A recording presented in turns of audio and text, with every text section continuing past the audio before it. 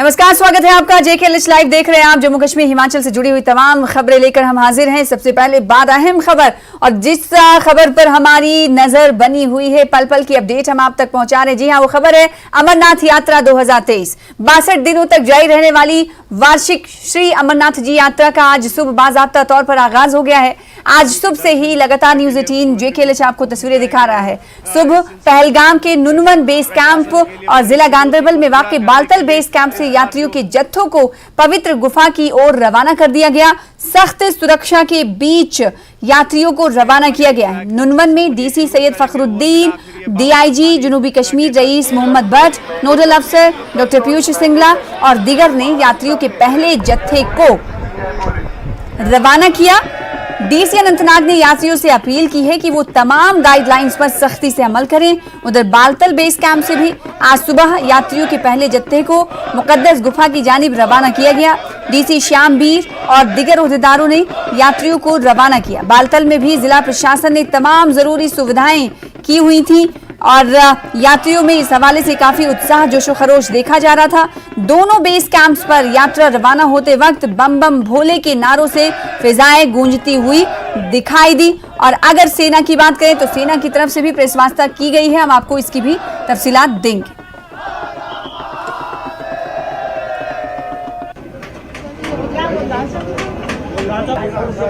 हाथ हटाइए।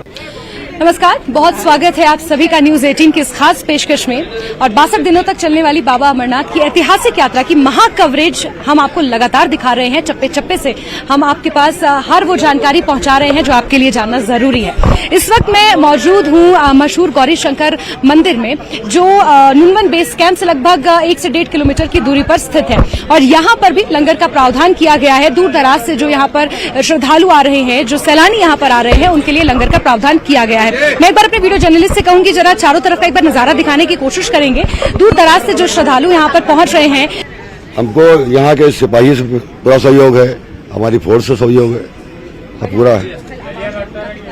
हमें उससे भी पूरा सहयोग है, कोई दिक्कत नहीं हमसे उनसे। बिल्कुल। तो आपने सुना यहाँ पर ये लंगर के ठेकेदार हैं और इनका कहना है कि 2012 से यहाँ पर ये लंगर लगा रहे हैं। दूर दराज से यहाँ पर श्रद्धालु पहुंचे, सिर्फ श्रद्धालु ही नहीं लेकिन भारी मात्रा में सैलानी भी यहाँ पर पहुंचे और कुछ लोग पंजाब से भी यहाँ पर हमारे साथ हैं और वो लोग भी यहाँ पर पहुंचे। हाँ जी सर, आप पंजाब से आए हैं, दर्शन करने आए हैं, घूमने आए हैं? घूमने आए हैं जी। हाँ, पंजाबी बोलोगे चलेगा? हाँ जी बिल्कुल। हाँ जी, ਅਸੀਂ ਇੱਥੇ ਘੁੰਮਣ ਆਏ ਸੀਗੇ, ਲੇਕਿਨ ਇੱਥੇ ਧਾਰਮਿਕ ਭਾਵਨਾ ਜਿਹੜੇ ਲੋਕ ਆਏ ਆ ਸਾਨੂੰ ਦੇਖ ਕੇ ਚੰਗਾ ਲੱਗਿਆ ਵੈਸੇ ਤੇ। ਲੇਕਿਨ ਇੱਕ ਗੱਲ ਮੈਂ ਕਹਿਣੀ ਚਾਹਾਂਗਾ, ਇੱਥੇ ਹੋਟਲਾਂ ਵਾਲਿਆਂ ਨੇ ਬਹੁਤ ਲੁੱਟ ਮਚਾਈ ਹੈ ਔਰ ਬਹੁਤ ਹਾਈ ਰੇਟਸ ਲਗਾਏ ਜਾ ਰਹੇ ਆ। ਇੱਥੇ ਫ੍ਰੀ ਲੰਗਰ ਮਿਲ ਰਿਹਾ, ਉਹ ਚੰਗੀ ਗੱਲ ਹੈ। ਬਾਕੀ ਸਾਡਾ ਸੁਝਾਅ ਹੈ ਕਿ ਜੋ ਪ੍ਰੋਬਲਮ ਆ ਰਹੀ ਹੈ ਸਾਨੂੰ ਉਹ ਦੱਸਣਾ ਸਾਡਾ ਫਰਜ਼ ਹੈ ਕਿ ਰਸਤੇ ਦੇ ਵਿੱਚ ਟ੍ਰੈਫਿਕ ਦੀ ਬਹੁਤ ਪ੍ਰੋਬਲਮ ਹੈ। ट्रैफिक तो है ही है, लेकिन उन्हें कंट्रोल करना जरूरी है। मेरे पीछे लंबी कतारें देख पा रहे हैं, ये सब लोग हैं जो यहाँ पर लंगर लेने आए हैं। कहाँ से आए हैं आप? यूपी से आए हैं। दर्शन करने आए हैं, घूमने आए हैं? दर्शन करने। पहले जत्थे में आए, दूसरे में? यहाँ पे काफी अच्छा लग रहा है, पर थोड़ा सा कैसा भी यात्रा है, पब्लिक बहुत ज्यादा है ना, तो थोड़ी दिक्कत होती है।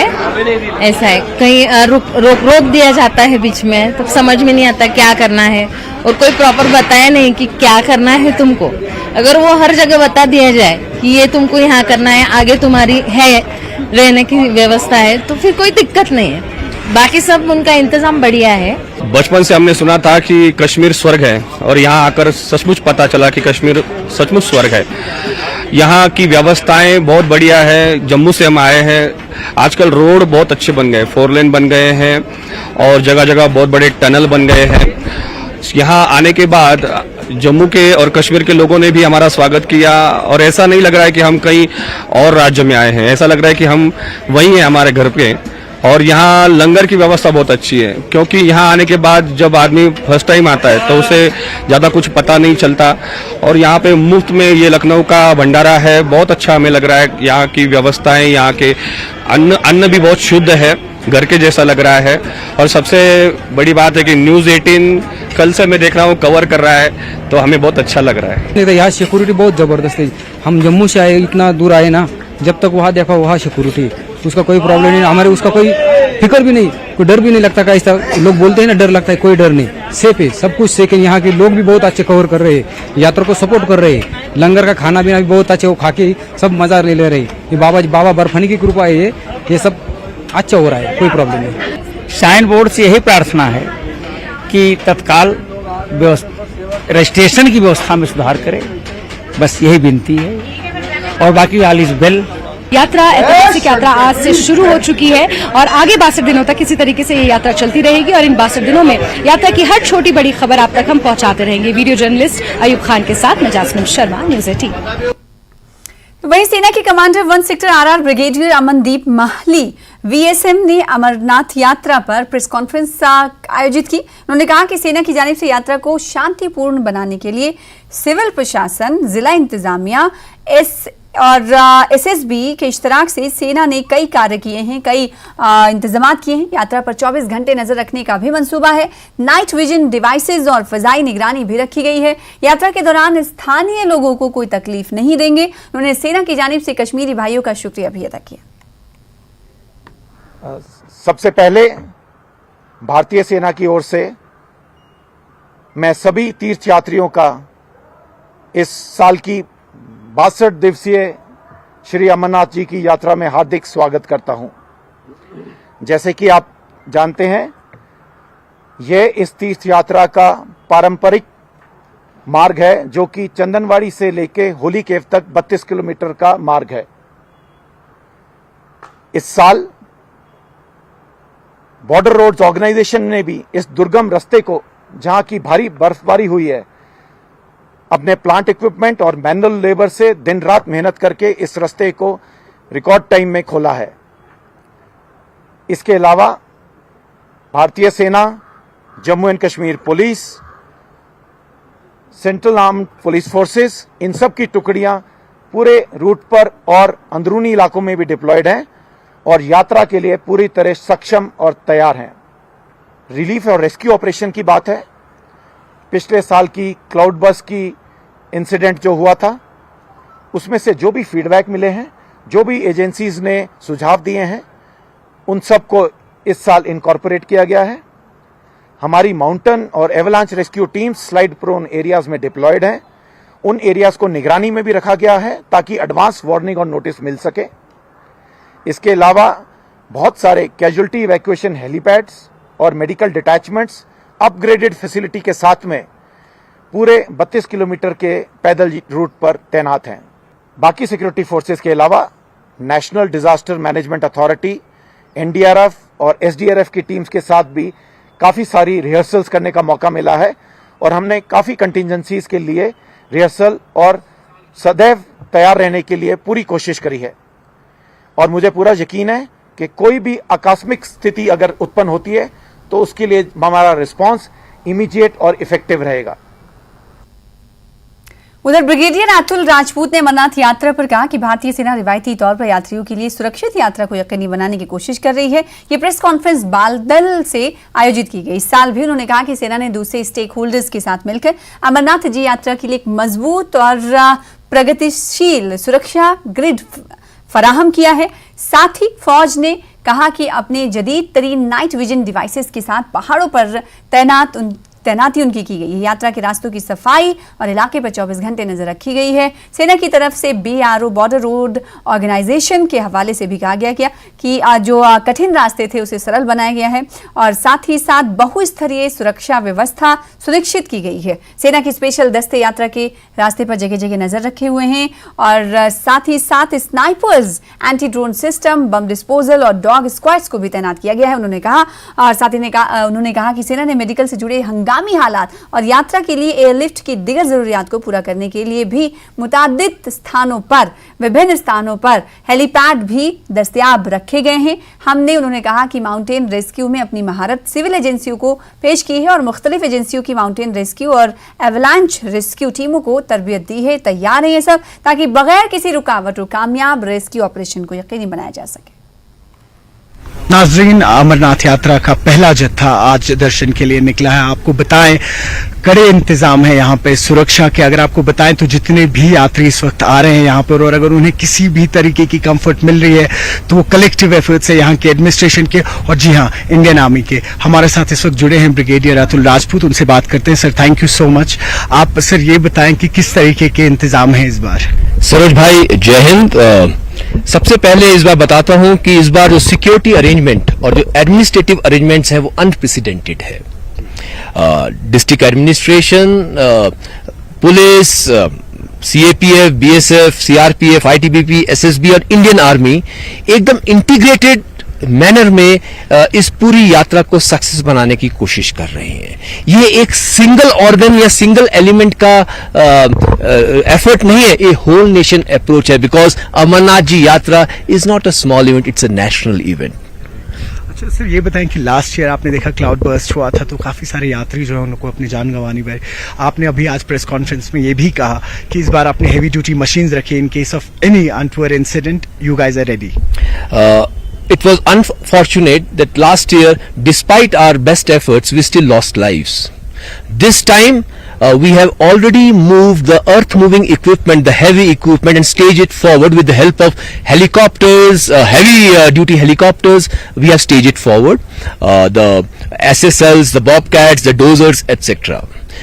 We have our avalanche rescue teams and another quick reaction teams placed in case of any disaster, and the synergy and integration between the various agencies far more so that we can respond in an integrated manner. Also, a joint exercise by NDRF has been carried out, and also at the army level exercise has been carried out in which all stakeholders have participated. We have also carried out mock drill exercises. In fact, the reps of NDMA had come here and carried out on ground practice, various mock drills.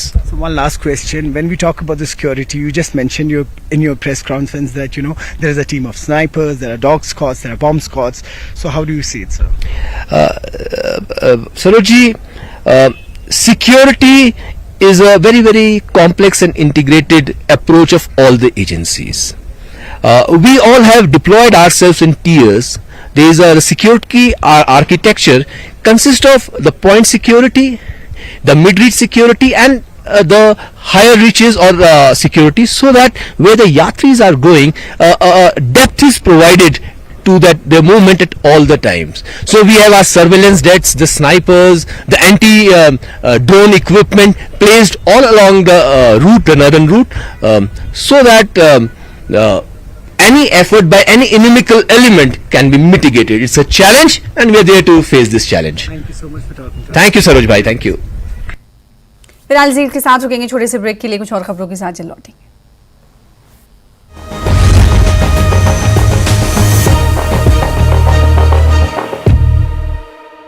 Headlines presented by पेट सफा आयुर्वेदिक चूर्ण।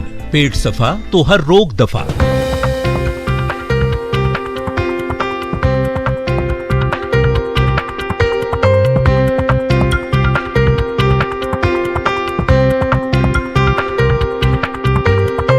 Headlines presented by पेट सफा आयुर्वेदिक चूर्ण। पेट सफा तो हर रोग दफा। कुछ बच्चों की मौत के बाद बांदीपुरा जिला प्रशासन ने एक एडवाइजरी जारी की। जिला प्रशासन ने जनता से झेलम नदी और अन्य नदियों में प्रवेश करने से परहेज करने की अपील की। सुक्खू सरकार ने किए बड़े प्रशासनिक फेरबदल, 9 आईएएस और 9 एचएएस अधिकारियों के तबादले और पोस्टिंग के आदेश। सरसों के तेल के बाद अब रिफाइंड भी मिलेगा सस्ता। सुक्खू सरकार ने दी सौगात। सार्वजनिक वितरण प्रणाली के तहत 104 रुपए लीटर मिलेगा रिफाइंड। एनएफएसए लाभार्थियों को 8 रुपए और एपीएल परिवारों को 13 रुपए सस्ता मिलेगा तेल। ऊना में नशा मुक्त अभियान का आगाज हरोली विधानसभा क्षेत्र से हुआ, तो वहीं हरोली से कांगड़ तक ब्रिक्स वॉक के बाद कांगड़ मैदान में सांस्कृतिक समारोह का आयोजन भी किया गया। ऊना के सेंसोदाल पेट सफा आयुर्वेदिक चूर्ण। पेट सफा तो हर रोग दफा।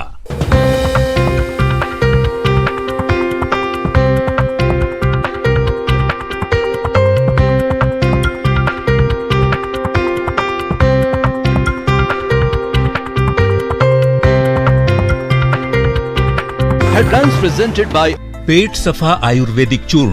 पेट सफा तो हर रोग दफा।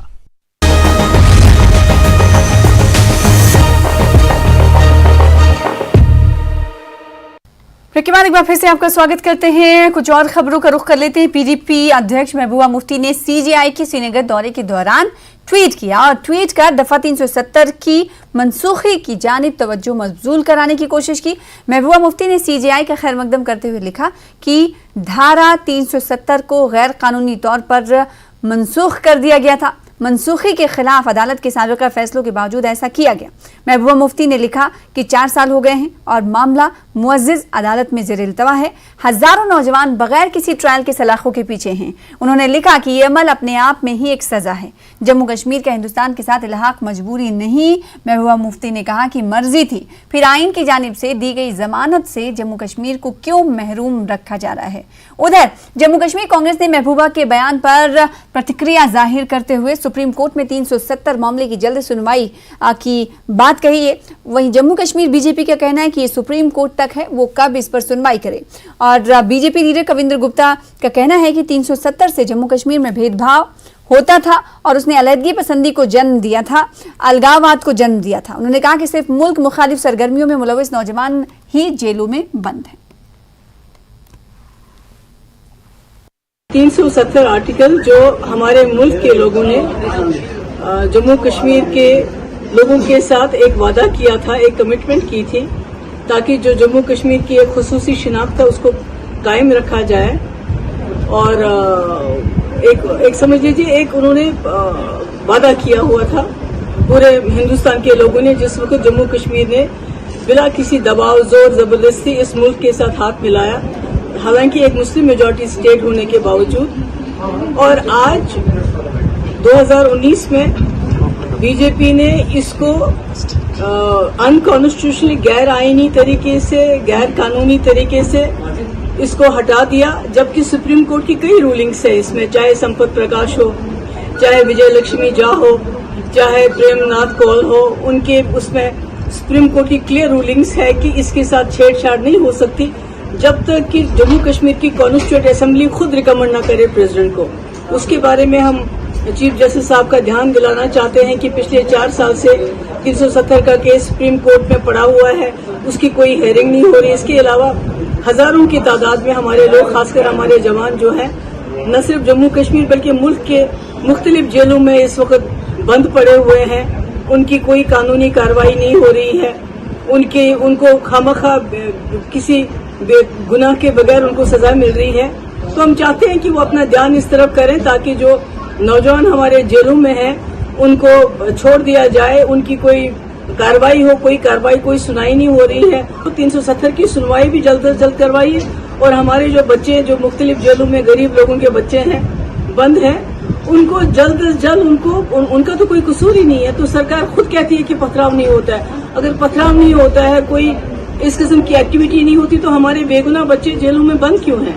आर्टिकल 370 की एब्रोगेशन के खिलाफ पिटीशन जो है वो काफ़ी अरसे से माननीय सुप्रीम कोर्ट में पेंडिंग है और जिसकी वजह से एक उत्सुकता है। बड़े अरसे से लोग उम्मीद लगाए बैठे हैं कि उसका अहम मसले का जल्द जो है वो सुनवाई होनी चाहिए और फैसला आना चाहिए। इस पे बहुत उम्मीदें टिकी हैं, लेकिन चूँकि डिले होने की वजह से लोगों में रेस्टलेसनेस है। और अगर आम शहरी भी को फरियाद लगा सकता है जो पिटिशनर भी है, और अगर एक साबका मुख्यमंत्री माननीय मुख्य न्यायाधीश के तवज्जो में मामलात को लाना चाहती हैं और फरियाद करती हैं कि उसकी जल्दी सुनवाई हो, मैं समझता हूं कि उस पर कोर्ट के प्रोसेस से गौर होना चाहिए और गौर होगा और उसमें जल्दी सुनवाई हो। ये देश के हित में है और लोगों के हित में है कि मामले के निपटारा होना चाहिए, उस पर गौर होनी चाहिए, क्योंकि ये एक अहम मसला है जिस पर लोगों की उम्मीदें टिकी हैं और लोगों का जुडिशरी में पूरा विश्वास है। ये इस देश की खूबसूरती है। महबूबा मुफ्ती ने कहा है कि धारा 370 को जो जम्मू कश्मीर से रिवोक किया गया, एक तो उसका मामला पेंडिंग है, ये सुप्रीम कोर्ट का अधिकार है, वो कब इस पर फैसला करता है, नंबर 1। नंबर 2, जो अधिकार की वो आप बात करते हैं, पार्लियामेंट में बिल लाया गया, दोनों सदनों में पास हुआ। जम्मू कश्मीर के लोगों के साथ जिस तरह से ज्यादती हो रही थी, चाहे वो बाल्मीकि समाज था, चाहे वो गोरखा समाज था, वेस्ट पाकिस्तान रेफ्यूजी जो अपने ही देश के रहने वाले थे, उनके साथ जो अन्याय हो रहा था, तो जो भेदभाव की नीति लगातार सरकारों द्वारा अपनाई जाती रही, और इस धारा 370 ने यहाँ अलगाववाद, आतंकवाद, भ्रष्टाचार, परिवारवाद, इन सब चीज़ों को जन्म दिया। आज अगर उसको तोड़ा गया है तो मुझे लगता है कि एक अच्छा कदम है। यहाँ तक उन्होंने नौजवानों को बात की है कि बिहाइंड द बार्स, वो इसलिए है कि वो देश विरोधी जिन्होंने काम किया वही लोग, और खास करके इस आतंकवाद की नीति पर जीरो टॉलरेंस सरकार की है, वो होनी भी चाहिए। और इसके साथ ही जब से धारा 370 टूटी है, परिस्थितियां बदली हैं। जो लगातार पत्थरबाजी, ये कैलेंडर जारी किया जाना, यहाँ पर बंद रहेगा, लोगों को गुमराह किया जाना, नौजवानों को रेडिकलाइजेशन की तरफ धकेला जाना, क्या ये महबूबा इसका समर्थन करती है? ये लोगों को गुमराह करके, और आज आतंकवाद की समाप्ति यूएन की रिपोर्ट जो कल आई है उसके माध्यम से भी ये कहा गया है, तो इसको समझना चाहिए। लोगों को गुमराह करके कोई फायदा नहीं। चीफ जस्टिस ऑफ इंडिया अगर कश्मीर में आए हैं, उनका स्वागत जरूर करना चाहिए, लेकिन इन विषयों को लेकर के 370 को लेकर के गड़े मुर्दे उखाड़ना ये बंद करें। हिमाचल और पंजाब के बीच बिजली और पानी का विवाद बढ़ते हुए अब चंडीगढ़ शहर तक जा पहुंचा। हिमाचल में अब चंडीगढ़ पर दावा हिमाचल प्रदेश ने ठोक दिया है। पंजाब पुनर्गठन अधिनियम का हवाला देते हुए हिमाचल ने चंडीगढ़ में अपनी हिस्सेदारी की मांग की है। 1966 के अधिनियम को पूरी तरह समझने और जानने के लिए सरकार ने कृषि मंत्री चंद्र कुमार की अगुवाई में कैबिनेट की एक सब कमेटी का गठन किया, जिसमें मंत्री हर्षवर्धन चौहान और जगत सिंह नेगी भी शामिल हैं। सामान्य प्रशासन विभाग ने राजपत्र में इस बारे में अधिसूचना जारी कर दी है। कमेटी बीबीएमबी की परियोजनाओं समेत चंडीगढ़ में प्रदेश की हिस्सेदारी के दावों से संबंधित रिकॉर्ड जांचेगी।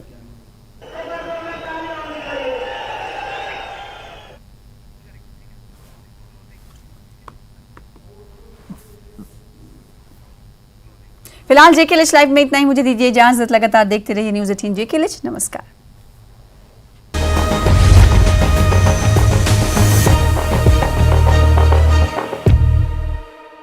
Headlines presented by